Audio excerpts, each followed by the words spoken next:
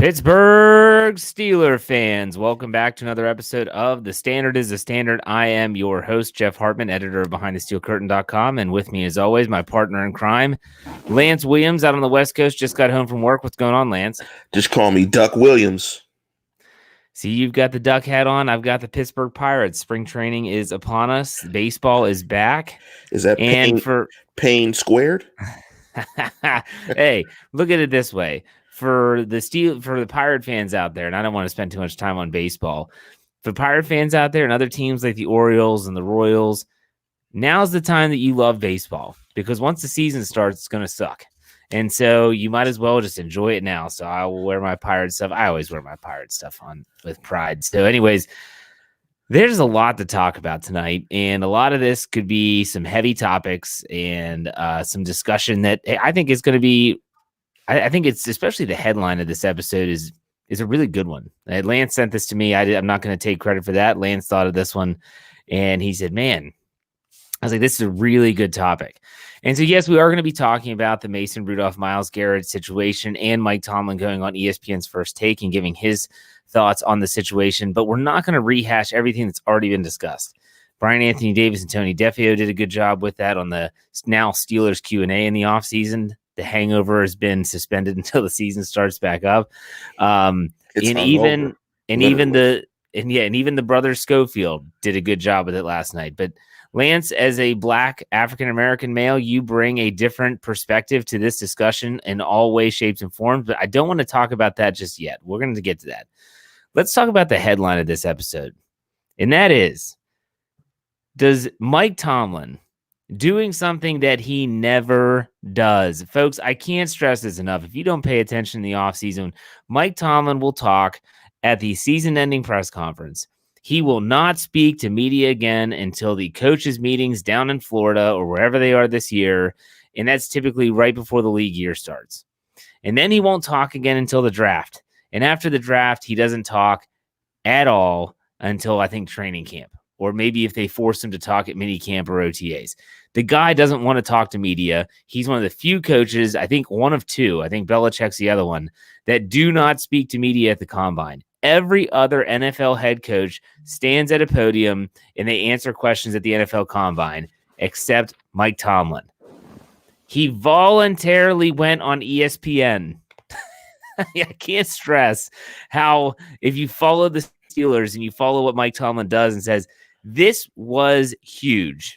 Say that again, Jeff. What? Voluntarily. He voluntarily. No one voluntarily goes on to ESPN. So bad.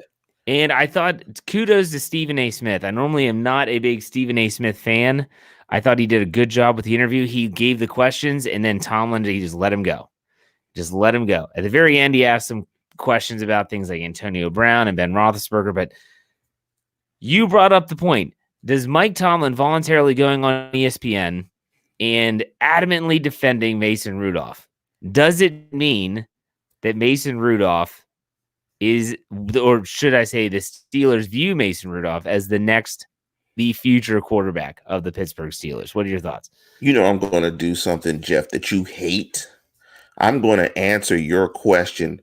I'm going to start it off by answering it with a question, by saying simply, do you think he would have protected Dean Cain? No.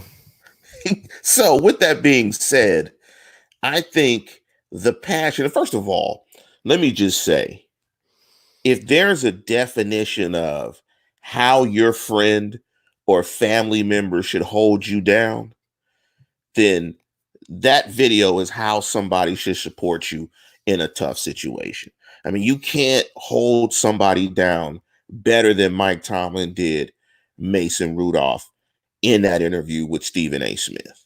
With that being said, and with everything that you laid out, absolutely it says that Mason Rudolph is the next quarterback for the Pittsburgh Steelers. Couple that with the draft assets, couple that with everything else when it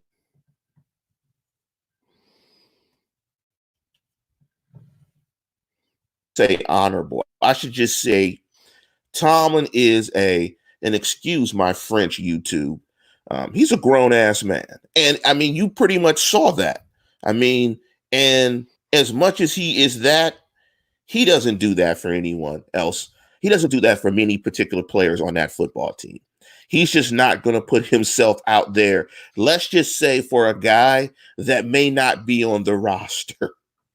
He's not going to do that for a camp arm.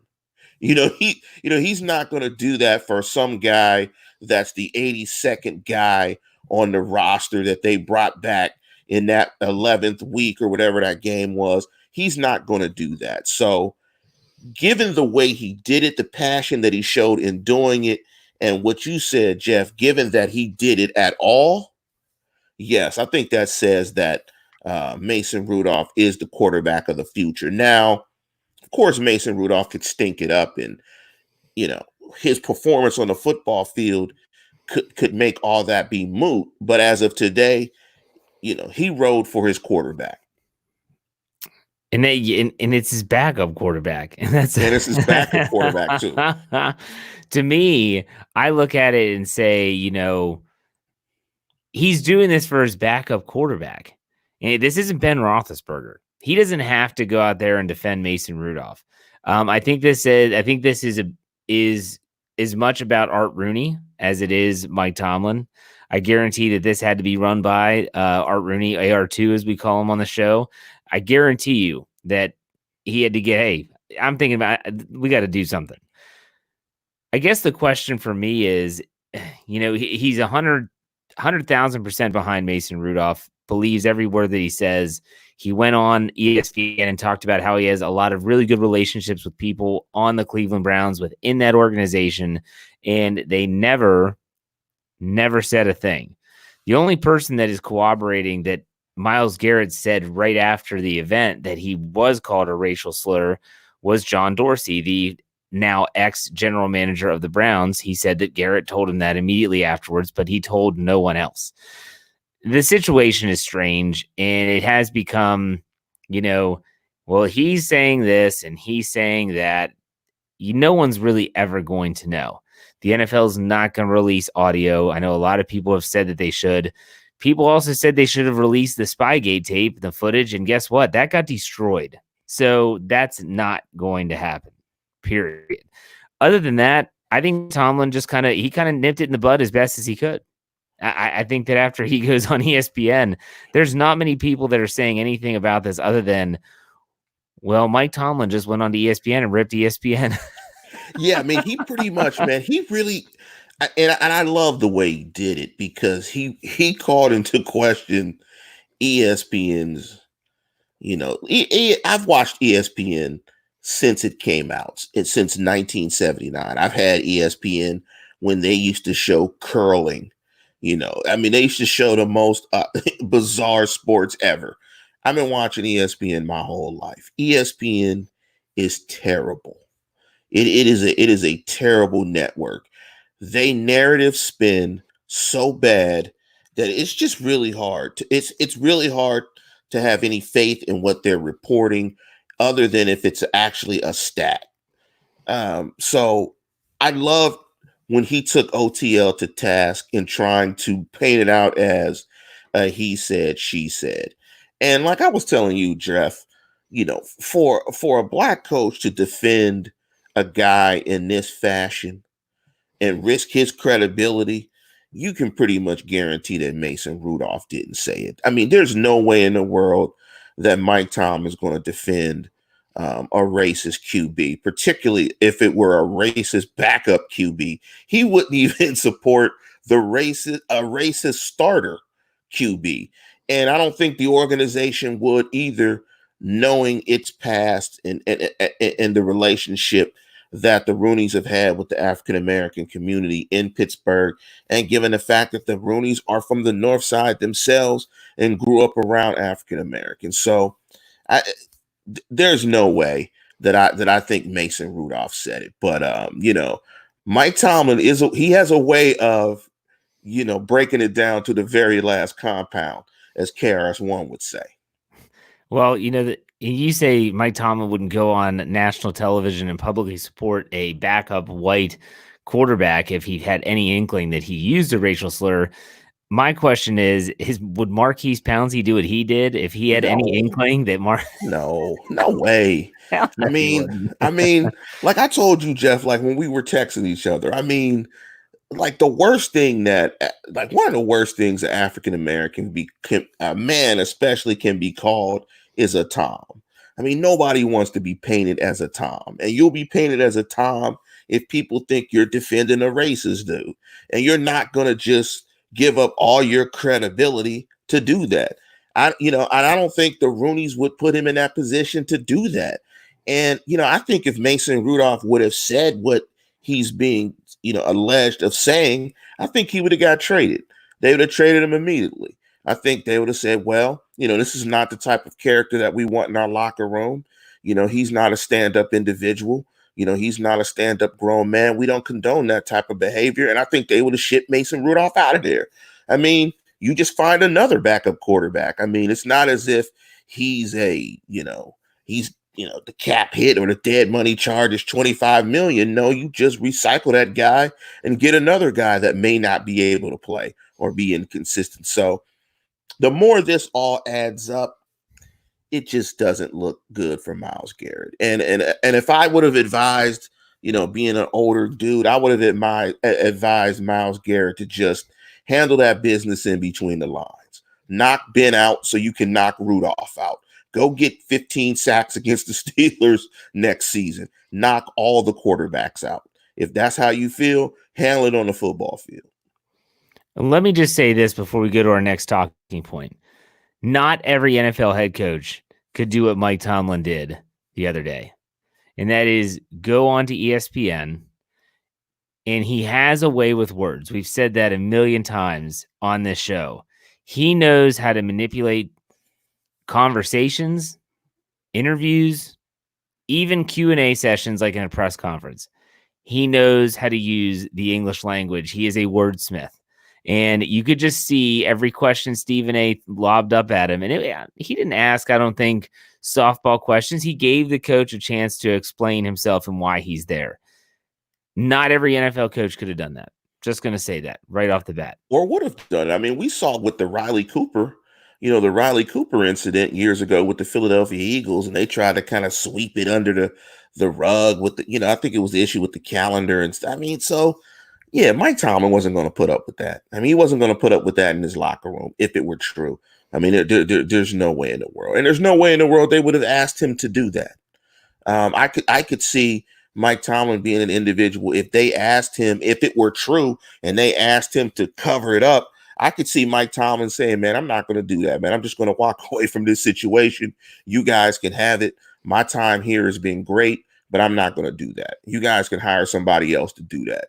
If you respect me like I think you do, maybe you don't, because you're asking me to do this and I'm not going to do this. I'm going to go ahead and walk away, and y'all can go ahead and have that and deal with that. I'm gone. I've been well compensated. Somebody will hire me in 2 seconds, maybe. No, you're right. I like what Ryan Kellerman said in response to my comment about how not every NFL coach could do this. He writes, could you imagine Freddie Kitchens trying to do that? His t-shirt. What would his t-shirt have said? Yeah, man, Freddie Kitchens, boy. Was he ever a coordinator? And what was that guy? Yeah, he was the coordinator. Yeah, that's what I'm saying. What was that guy in Texas that ripped? What was the black coach that was the head coach of Texas? And I think it was Red McCombs. One of the big boosters said he'd make a fine coordinator. He kind of just ripped him like he shouldn't have been the head coach. Freddie Kitchens is just a coordinator. He's just a coordinator. And I think what it comes down to is successful head coaches are leaders of men. Yes. I mean, you've been a good coach. I've been an average coach. And, your team is looking to you for guidance. I mean, they're going to take cues from you. And if you handle yourself like a grown-ass man, they will. I agree. Now, the one thing that is different from this round of discussions, because let's remember, we all have talked about this before when the first allegations came out after the Oh, shoot. That's after he tried to get his suspension decreased, and that's Myles Garrett we're referring to. We talked about all this, and this was at the time where Mason Rudolph's legal team kind of said, well, look, man, if you're going to be saying this stuff, we could always threaten legal action. After the second time, he goes on national TV, does the interview with Mina Kimes of ESPN. Talk about a softball interview, by the way. My goodness, now his legal team is saying it's not an if, it's more of a if we choose to, it's a when. It's a when are we going to, and that's a question. Should, in your opinion, Lance, should Mason Rudolph actually take legal action against Myles Garrett? I'm going to answer this two ways. I don't think he should. I think it's more of a distraction for the football team. And that's me speaking as a fan of the team. I'm going to put myself in the shoes of Mike Tomlin. If I'm Mike Tomlin, and I think he said this, I'm pretty sure he said this, I would tell Mason Rudolph to do whatever you feel is best for yourself and your situation. We support you.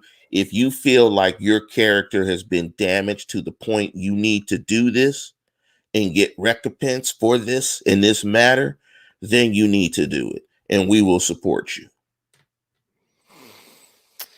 I tell you what, you get labeled a racist. That's very damning. And just the allegations of it are damning. Oh, now, yeah, it's not absolutely. it's not as bad as say like Riley Cooper, where it was caught on video and that video went viral, and then all of a sudden it's not a he said, it is a no, you said Video it because it's right here. Yeah. Video said that you said. Right. So it's not that, but at the same time, there's a stigma around Mason Rudolph now. Just like there's a stigma around Myles Garrett. It's a different one, but there's a stigma around Mason Rudolph now. And I could see how he came out on Twitter and said immediately after that interview came out, he goes, he's trying to assassinate my character. I get that. I think that if he wanted to sue Myles Garrett, sue him, but if you're going to do it now. That would be my advice. If you're going to do it now. Don't wait, sue him. And I think the NFL, and I was listening to the Dan Patrick show, and he had a source from the NFL. He does have several people on the inside of the league, and he said that they are going to try to get Mason Rudolph and Myles Garrett and Commissioner Roger Goodell in a room together and try to hammer this thing out and get kind of really put an end to this before the new league year. I understand. That's bad. I mean, the NFL is always going to try to control the narrative and get the issue back to football. I have an interesting Dan Patrick take that I want to do at the end of the show. Okay. I have these, no, I did not kill Dan Patrick like I killed Tupac. No, but, the NFL should get out of that business. The NFL, the NFL should manage football, not manage a person's personal affairs. And I get what the NFL wants to do, given the whole climate around Kaepernick, social justice. They want the focus to be football, not anything outside of football. So I understand that, but let that man handle his business. And I agree with you, Jeff. If I'm Tomlin, that's the thing I would add to the point that I made. Do this before the season starts. I need you to be focused on football, because more than being falsely labeled as a racist, if you can't play football, that will get you out of the league even quicker. So right now, where you're at in your career, you have to focus on being the best professional football player you can be. Because if you are, and you demonstrate that you can be a very good quality backup, you will play for the next 12 years, regardless of the rumor.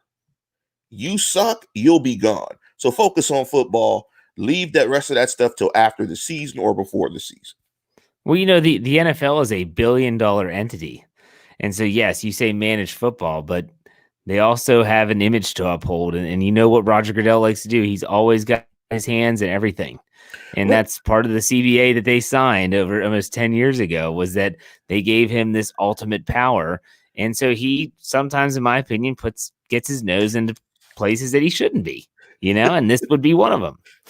Ali says, God willing, this is the most we've talked about. We'll talk about Rudolph. Let's let him hide on the bench. I know that I knew when we were going to talk about this that people were going to say, come on, like we've talked about this a lot. We haven't talked about this a lot. Yeah, we have not. But at the same time, I think that we're bringing a new perspective to these conversations. So keep that in mind. Go ahead, Lance. Yeah, I mean, the NFL is it's a very interesting league. I mean, we obviously love the NFL, love the Steelers. We love the product. The NFL, like you said, tries to control all the narratives. I mean, but let that man deal with this how he chooses to deal with it. I mean, the NFL is a $1 billion entity that sells one game 7 different ways. They don't even repurpose it or repackage it. It's just the same game. CBS, ESPN, NFL Network, Twitter, YouTube. I mean, and here we are, 7 podcasts or more a week in the offseason talking about it is. It's but I understand why the league wants to get away from it. They want to steer the subject to football. Well, speaking of steering the subject, let's talk about the interview, but let's talk about something different because Stephen A. Smith was able to ask a few extra questions. I guarantee you these were not. I don't know if ESPN and Stephen A. gave Mike Tomlin the questions they were going to ask. I wouldn't be shocked if they did. I guarantee you those last few were not. I think Stephen A. might have had someone in his ear saying, "Hey, you still have like a minute left before break. So if you have any other questions," he goes, "I've got questions." He asked him about Mr. Gummy Richards, Mr. Third and Fifth, also known. He said, what are your thoughts on Mr. Antonio Brown? He's been very apologetic, and he talked about the Steelers and maybe coming back to the Steelers. What are your thoughts? And Tomlin, in very Tomlin fashion, answers it, yet still leaves, the slightest crack of the door because you just don't want to slam that shut. He said, once a Steeler, always a Steeler, and Steeler fans everywhere are probably like, what is he about to say? And then he says, but we don't have any business interest right now in that guy. What were your thoughts on his comments about Antonio Brown?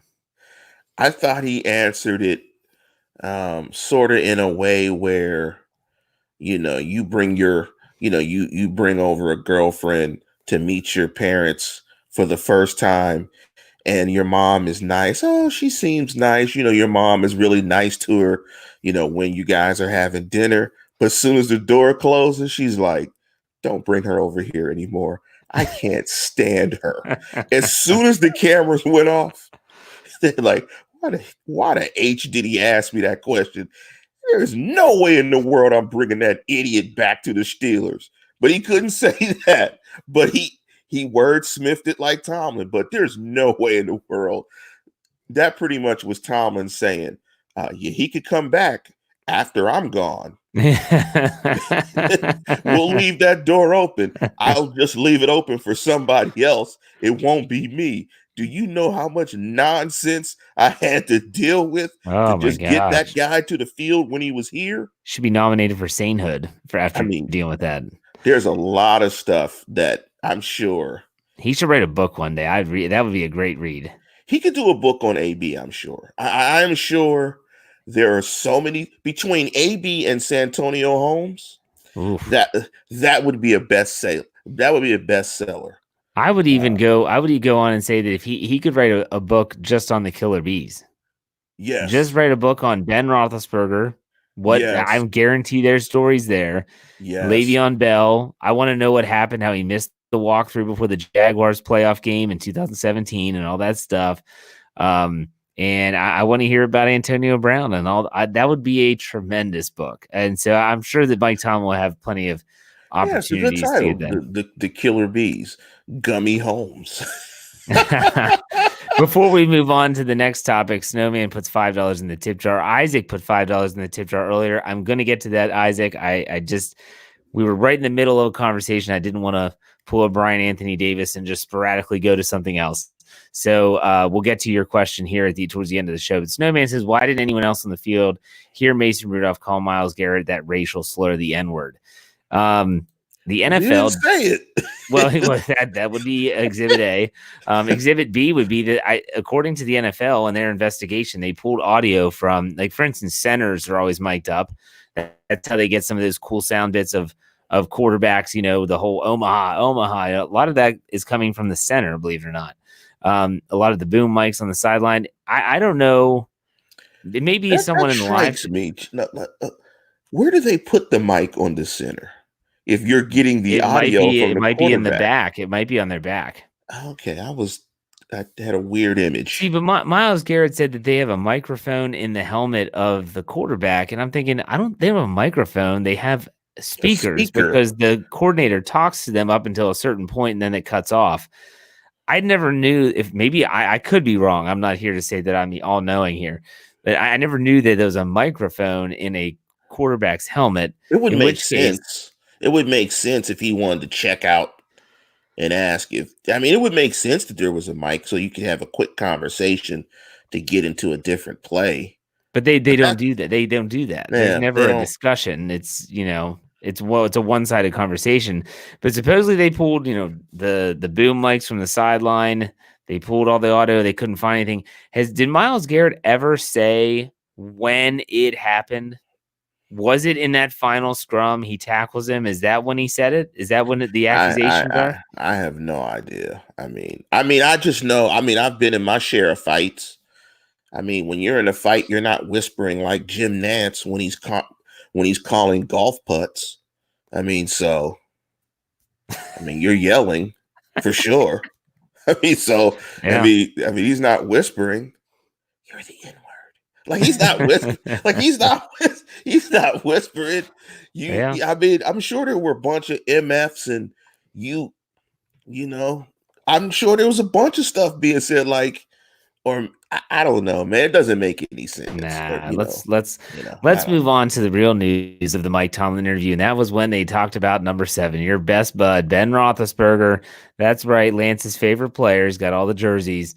He said, "How's Ben looking?" And do you have any hesitation? He goes, Mike Tomlin says, "I have no hesitation." He goes, "How's he looking?" He's looking great, but he's not doing anything. Yes, I was like. I heard that and I was like, oh man, Lance is gonna go off on that. He's not doing anything. Where's the video of him on a treadmill? But he did go in public, Ben Roethlisberger, that is. It was last week. He was at the West Virginia basketball game with your boy Ryan Switzer. He was there, so you bet he's making the team next year. And he had the mountain man look, and he had the coonskin hat from the Mountaineer mascot.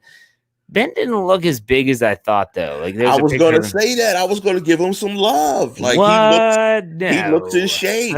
His beard just looks heavy. I think you said he looked in shape. He looks skinny. He looks skinny.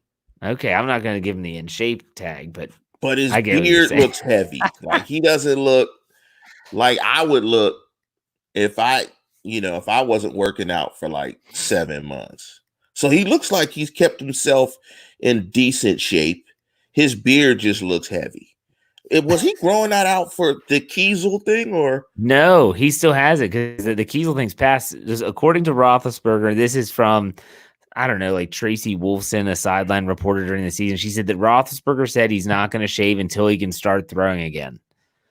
Now, if you paid attention to our episodes and our website, behindthesteelcurtain.com, it's only 2 days from when this is being recorded, the 21st, when Roethlisberger's appointment is supposed to happen. And that's when he can start. Throw what, though? Well, he's just going to start throwing. Now, you asking, is he have to throw a football to shave? Yeah. I don't know that answer. But at the same time, when it comes down to just throwing something. So, he'll probably start off. I remember when Andrew Luck was coming off his shoulder injury prior to his retirement, he didn't throw a full-size football until the right before the season started. He was throwing these mini footballs and the U-size footballs because it had to do with shoulder mechanics and stuff. I'm sure they have a plan in place for what he can do. So there you go. That's the wrong comment. I was trying to get Wes's comment, which is this one. Oh, geez. Yeah. That's a good question, Wes. He says he does. I don't know. I don't eat well. I do work out, but I don't eat well. Well, so it's only one way to fix that. Eat better. You got it. Yes, yes. I do come up with answers. Well, hopefully Ben donates the beard to charity or does something like that. I mean, the beard is creepy. I'm sure his wife is ready for the beard to go. I'm sure she'll be like, "Look, as soon as you can throw anything, cut that thing off." I can't like Kiesel's at least it gets into that it turns into like that long beard. It almost looks like hair on top of your head. And Ben's is just like this giant, I don't know, Afro. just there you go. It's afro. It's a beard Afro fro. puffs. Afro It's a puffs. beard fro. Afro Big up to I see in the live chat, Crunch Crunch. My granddad is Bahamian, so big up to Crunch Crunch from the Bahamas. I was recently, in the Bahamas this summer. So big up to Crunch Crunch and the good folks of the Bahamas. Yeah, never been there. Need to go. So the next topic, what's that? You're not going, Jeff. You're Not in the next 18 years. you're not going nowhere. You better build a beach out back. Okay.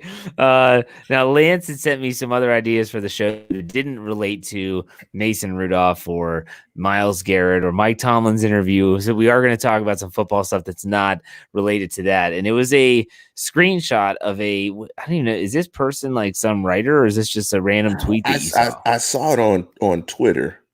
Obviously. Hence the name of why I said tweet. It's a random tweet.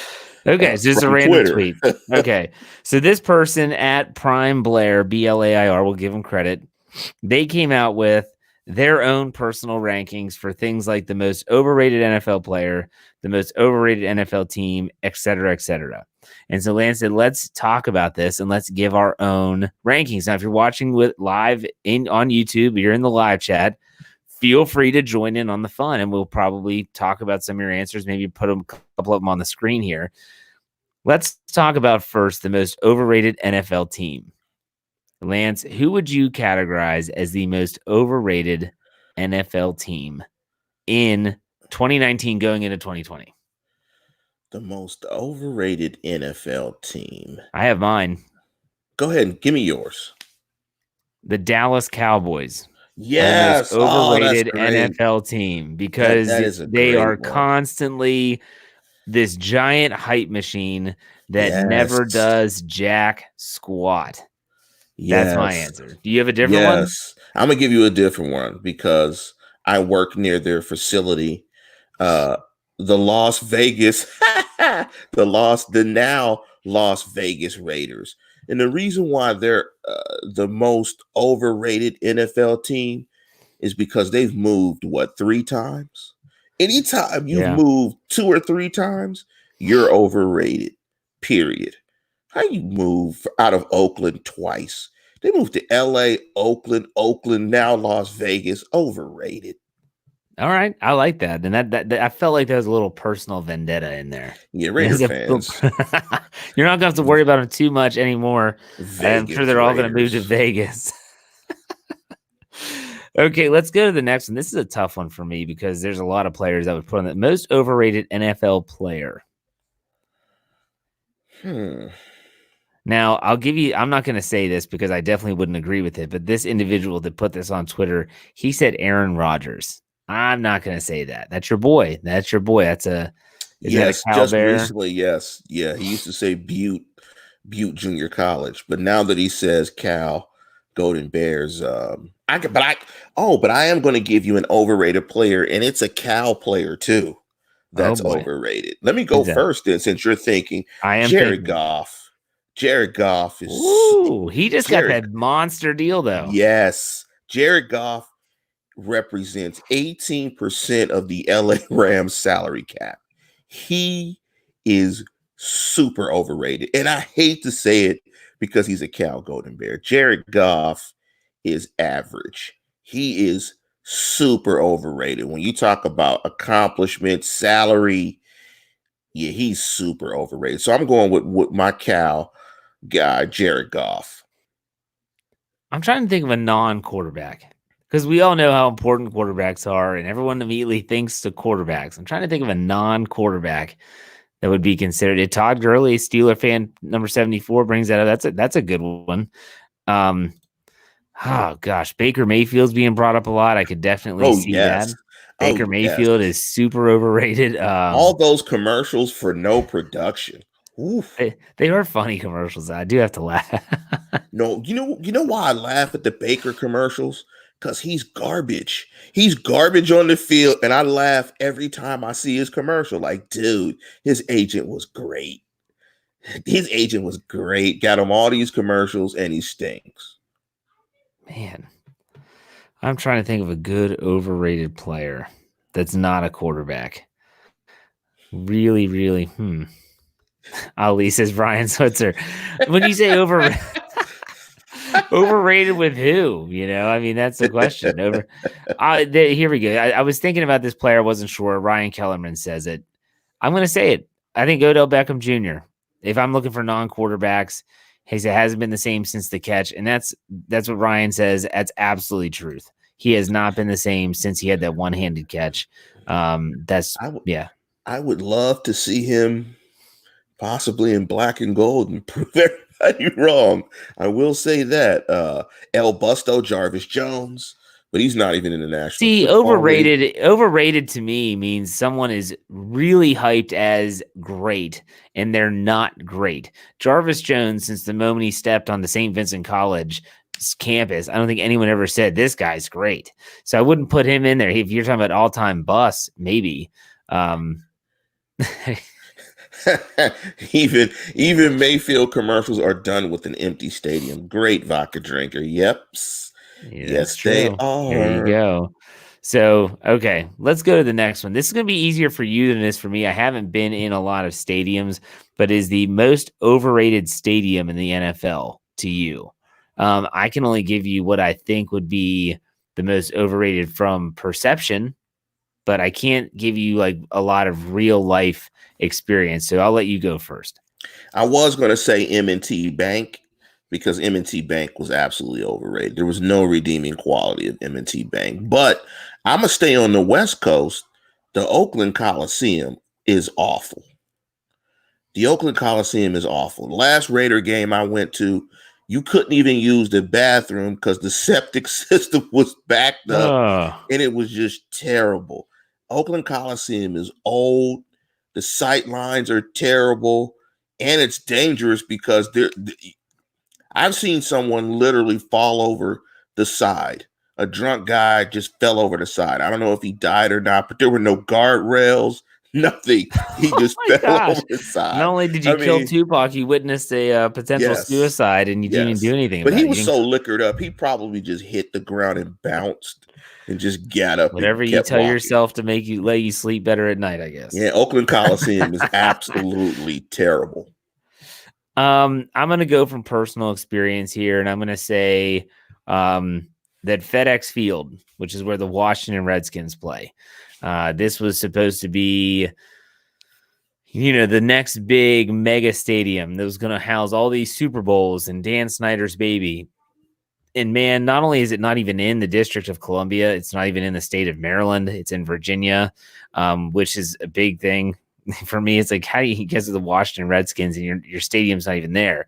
But living in Maryland, I've been there to see the Steelers play in the preseason, and it's awful. The stadium itself is awful. The surface, the playing surface is, it's horrible. Ask Robert Griffin III about the playing surface. It ruined his career. And then there's literally, sounds stupid. There is one way in and one way out of that stadium. So you can only imagine the traffic nightmares that occur at FedEx Field. It is a cluster F every single time there's an event, not just the game, an event there. I can't stand that place. I'll never go back, but that's just mine from personal experience. The stick was awful too. Candlestick was awful. It was the same way. One way in, one way out. And famously, I went to the famous blackout game. And so we were sitting in there and Candlestick goes dark. Well, I'll take it back. Candlestick was the worst. Candlestick is even worse than Oakland Coliseum because Candlestick didn't have big screen TVs. It looked like they had a flat screen, a 40-inch flat screen that they showed highlights on, and the lights went out and you couldn't get out. So it took about 3 hours to get out of the stadium. They couldn't find the generator and pull the string cord to get the lights back on. The Steelers lost. The food was bad. It was just bad. The stick was bad. Hence, they don't play at the stick anymore. Yeah. But now they're in Santa Clara, right? Yeah, that has its challenges too, because it's about as big as your backyard. I mean, it's really small. I mean, it is really small. The area in which they put Levi Stadium, it's terrible. Everybody hates Levi. Yeah. Let's go to this one. This is an interesting one. The most overrated NFL coach. John Gruden. Ooh, that's a John good one. Gruden. 10-year deal for winning the Super Bowl with Tony Dungy's team? Get out of here. Oh, you just pulled a Steelers Tomlin one with Cowher Steve. You're doing that with Gruden and Dungy. I didn't know that was a thing. Get out of here. Get out. He won the Super Bowl with come on, man. He's overrated. And they were trash afterwards. He's had a couple of good seasons. I mean, Chucky is overrated. Chucky is absolutely overrated. Actually, I saw Chucky the other day taking his walk. Yeah, the Raider coaches take their walks or whatever. So I saw Chucky the other day. Chucky's absolutely overrated. 10-year deal? Who gets a 10-year deal? Are you crazy? Chucky's overrated. I'm going to go. I saw someone say this in the live chat, but I'm going to go Sean Payton from the Saints, because this guy is touted as like the offensive genius and the mastermind. The dude did win a Super Bowl. I'll give him that. But since then, man, he's had teams that are just loaded. You have the best statistical quarterback in NFL history in Drew Brees.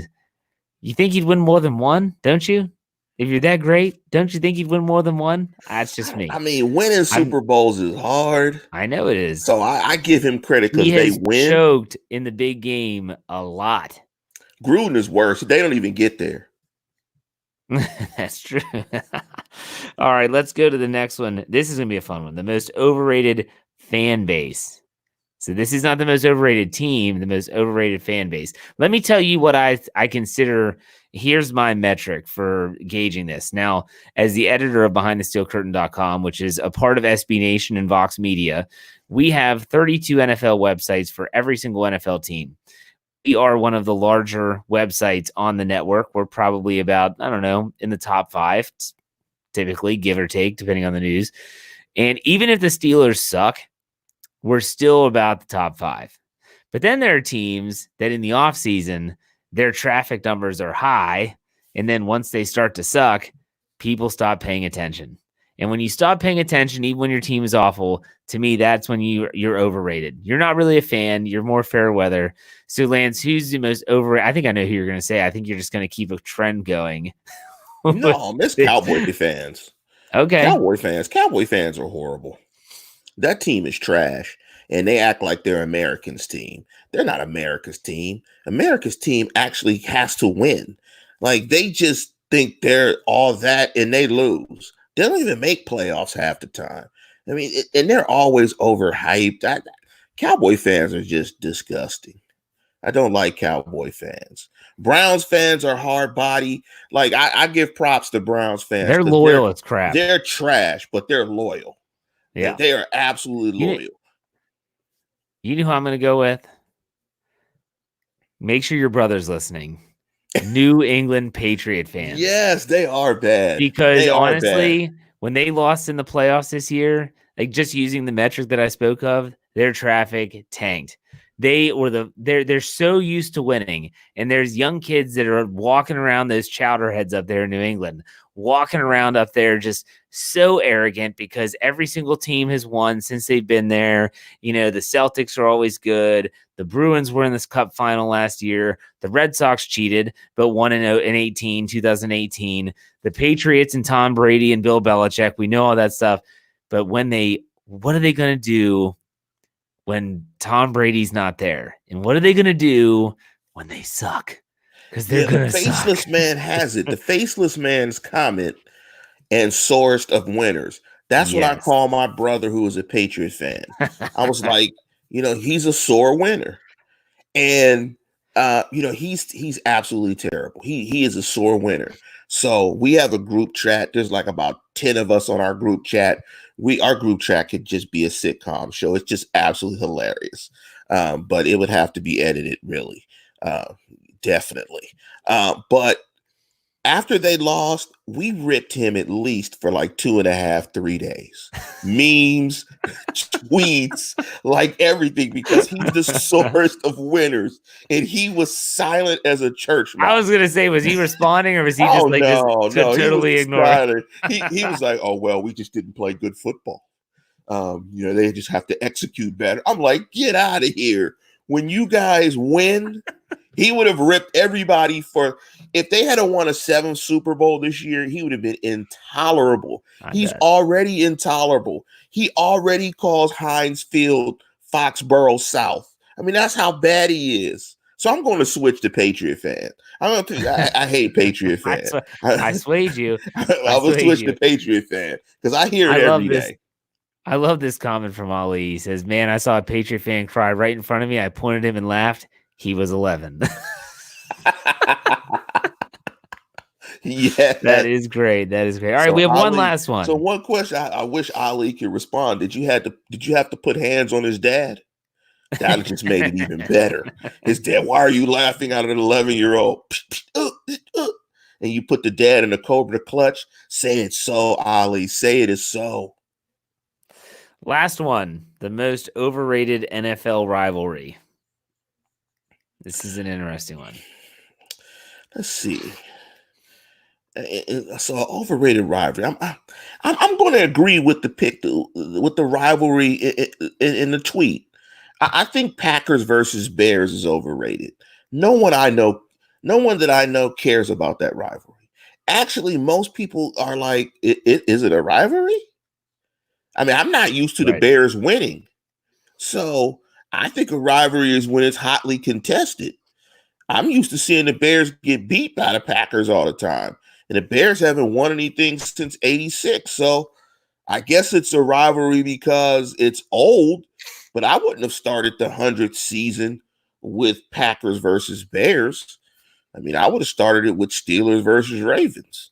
But that's just me, and I'm biased, obviously. But I get the historic nature of it. But Packers, Bears, that's regional. That's a Midwest thing. Nobody out West cares about that at all.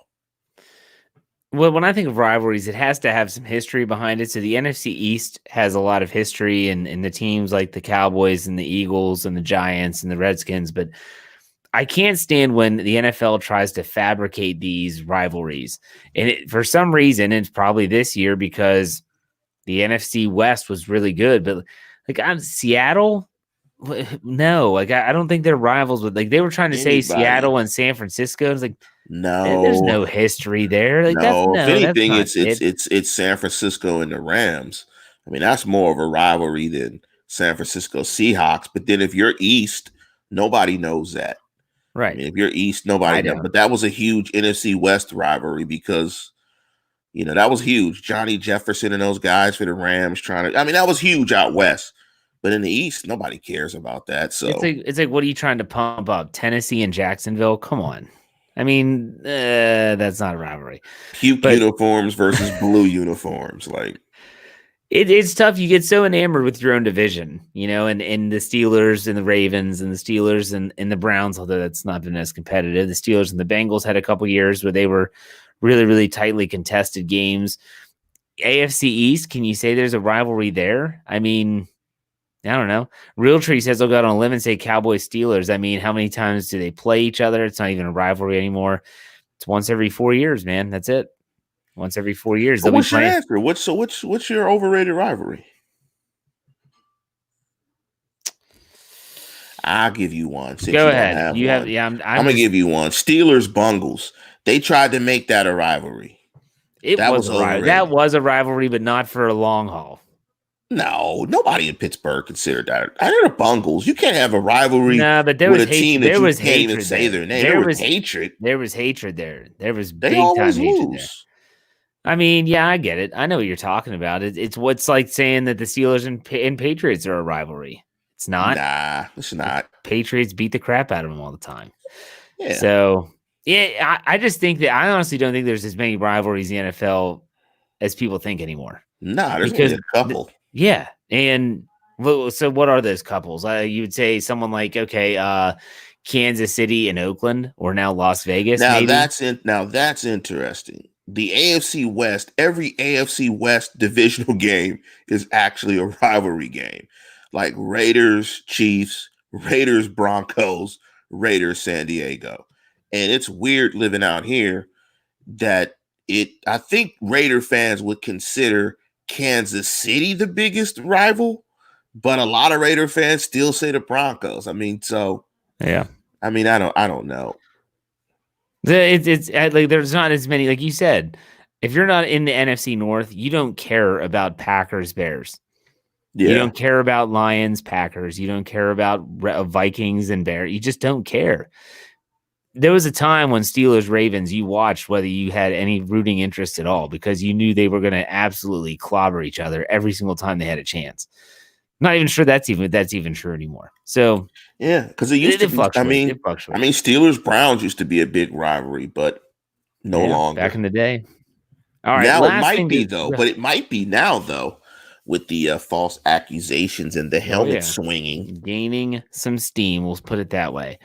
Okay, now let's go to the last topic here before we call it a show. And that is right before we went on the air, kind of some breaking news from Adam Schefter of ESPN. Sources stating that the NFLPA and the NFL are working really hard to get a new collective bargaining agreement together. They want to get a deal done before March 18th, which is the beginning of the new league year. If they can get it in place before that day, that means that they can have all the verbiage and stuff done. And that's something that you spoke about with the salary cap and long-term contracts and how they can structure those.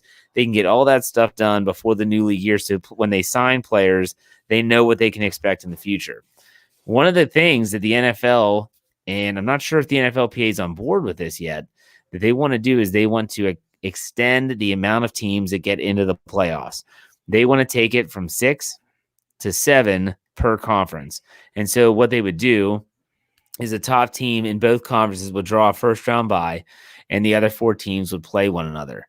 And so what are your thoughts, Lance, on this potential change to the playoff format? Because before I throw it over to you, if this format existed in 2018 and 2019, the Steelers would have made the playoffs in both years. And they would have played Kansas City this year, correct? And they would have played New England in 2018. Okay, yeah. So, I guess I was just talking to my brother before we came on air. Like, I kind of like football where it is. I mean, football for me and Jeff is a little bit different for just the regular fan, just because we do so much work around football. More games is like, it's like it's exhausting. It's exhausting. It's like, oh, more games, right? Like it's more games, longer season. It's like, believe it or not, as much as me and Jeff like the Steelers, when the season is rounding up, we're kind of like, and it's not the playoffs, we're kind of like, yes, like we can kind of take a deep breath. I think from a player perspective, they need an extra bye week. And if they're going to go to 17 weeks, they need to expand the rosters. Preseason, nobody cares about anyway. I think it's tough for players with 2 fewer preseason games because players don't have as many opportunities to show their wares and possibly make a team. So I think it's tough on a player from that end. But from just being totally selfish as a Steeler fan, no 30% rule, get it done. Yeah, no, I agree. I'm just looking at this from a bracket standpoint and figuring out how it would look. Jeff, odd number of games is weird. I don't think there's ever been a professional league around odd number of games. I mean, it's always been even. So I guess the Steelers would have finished. I don't know. I mean, you finish 8 and 9. That's weird. That just feels weird. I guess it works mathematically. I mean, it's percentages, and whoever has the best winning percentage, you still get in. But 8 and 7, 8 and 9 feels weird. I actually like the new playoff format. Let a 7th team in. What the heck? You might get a team that shocks another team. No one expected Tennessee to go on the run that they did. Let's give them a shot. I mean, what the heck? Who cares? I mean, it's a money thing. It is. Oh, yes, it's a money thing. I think teams, if you could expand the roster as well, because of the cutting off of the last 2 preseason games and that affecting people's ability to make rosters, if you could add a bye week, expand the rosters by maybe 3 to 5 positions, I think teams would go for it. It's just, it really makes winning a Super Bowl a lot more difficult than it ever has if you win it, if you're not a 1 seed. I mean, having to play 3 playoff games to get to the Super Bowl, I mean, that's... Well, hey, think about this too. You're not going to have teams resting guys as much at the end of the season. Don't think they're not thinking about that too. There's only 1 team that gets a bye. And if that team's locked up, you're jockeying for position the rest of the way. And so the first game, Jeff, would be the wild card game, I'm assuming. So the 7 plays the 2. There's only one team that gets a bye. All other teams. So you got 3 games that weekend.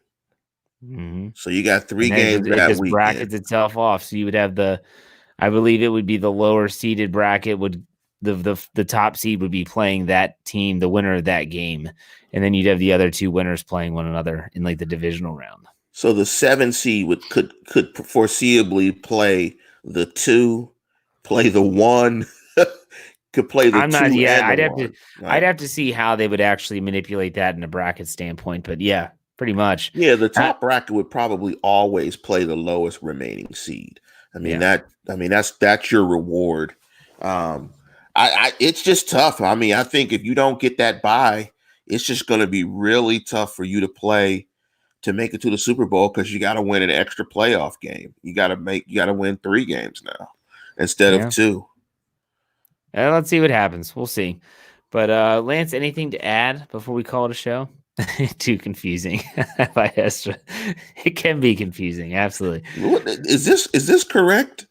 What Kevin Shin said, the 7th plays the 2nd, 6th plays the 3rd, and the 4th plays the 5th. Yeah, that would be the first round weekend. Bracket. Yeah, that'd be the opening bracket. And so, yeah, hey, reseed it. How about just 8 teams? 18 playoffs, no bye. Let's go. Just put 8 teams in. Well, that's what your boy Jeffrey Benedict said. He said, I like the 17 playoff as well because once they do that, it's a bit of time before they go to 8 and get rid of the bye. Yeah, they're going to get rid of. Jeffrey wants to kill people. You need bye weeks. I mean, these guys are absolutely beat to death by the end of the season. Almost forgot. Isaac, at the very beginning of the show, put $5 in the tip jar. We appreciate that. He said, should the Steelers try to get Jason Witten on a veteran minimum if he would take it for 1 year? Would you be okay with that at the tight end? He's not a good player. No. And he wasn't good in the booth with Booger as well. So no. Booger. No one says no better than Lance. Not just nah, I'm not really interested. I think he's past his prime. He's not a good player, so no. Look at Jeffrey Benedict. You want rest, don't make the playoffs. See, Jeffrey's that type of guy like Roger Goodell when he said football was about as dangerous as falling off a couch. Yeah. Before we go, let me give you my quick Dan Patrick story. Sure. Why I don't like Dan Patrick. So as you guys you guys may not know. Favorite, so you better be careful. I've been podcasting since 2005. So I've been doing this like 15 years. And so I came up with the term years ago called the positive hostage. And the positive hostage is a guy that does all the right things for your football team. He's a productive player, does the right things in the community. He's a positive guy, but he holds your team hostage because once he gets old, you still have to pay the guy. His production diminished, and you're paying him for all of that past production, not future success or future production. So I coined the term around Brett Favre, and I call Brett Favre the positive hostage. So my brother calls me one day. I'm driving home. My brother calls me, and he's just irate. I mean, my brother is just pissed off to the highest levels of pistivity.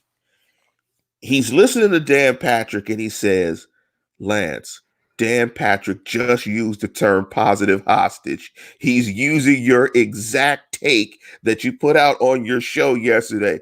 I swear it's verbatim. What are you going to do about this? He's just robbing your material. He's just stealing from you. I said, Trace, there's nothing that you can do. You can only take it as a compliment. And in this business, you know, what happens is people rob, people take, people steal, and it's just a compliment. It's sort of like a comedian. If they steal your jokes, you know you're funny. And so that's my Dan Patrick story. He stole my material.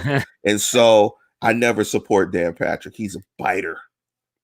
I like Dan Patrick. He's my favorite. Him and Christopher Mad Dog Russo, they get my ears almost every single day. So they're two of my personal favorites. Homer and Hater. See, he likes Dan and Ben, right? He likes Dan and Ben Roethlisberger. The two guys I probably don't like that much. So yeah, no, we know. There's some people there was a great YouTube comment yesterday that was suggesting that you really don't like the Steelers. I laughed out loud as I read it because I get emails every time someone leaves a comment on YouTube. I get an email and it just said, "Oh my gosh, Lance, he's not even a Steeler fan." That's what they said. I said, the Hater Show. I responded with, "I agree 100%." And I've been doing this for like 6 years. You know, and the funny thing about the Homer and the Hater Show is I'm actually the Homer. No, what? I mean, I'm actually the Homer. I mean, I'm the guy that's actually from 10 minutes from the stadium. I'm the Homer. Right? I'm actually the Homer.